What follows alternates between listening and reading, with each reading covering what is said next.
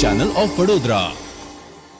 સુરત જિલ્લાના માંગરોળ તાલુકામાં કોસંબા પોલીસ સ્ટેશનના પ્રોહિબિશનના ગુનામાં છેલ્લા 2 વર્ષથી નાસ્તા ફરતા આરોપીને સુરત ગ્રામ્ય એસઓજી પોલીસે ઝડપી પાડ્યો હતો। નાસ્તો ફરતો લીડિયાતનો રહેવાસી આરોપી એવા સહદેવ શાંતોભાઈ વસાવાને સુરત ગ્રામ્ય એસઓજી પોલીસે ઝડપી પાડી તેના વિરુદ્ધ આગળની વધુ કાર્યવાહી હાથ ધરી છે। આરોપી છેલ્લા 2 વર્ષથી નાસ્તો ફરતો હતો। આખરે એસઓજી પોલીસે તેને ઝડપી પાડ્યો છે।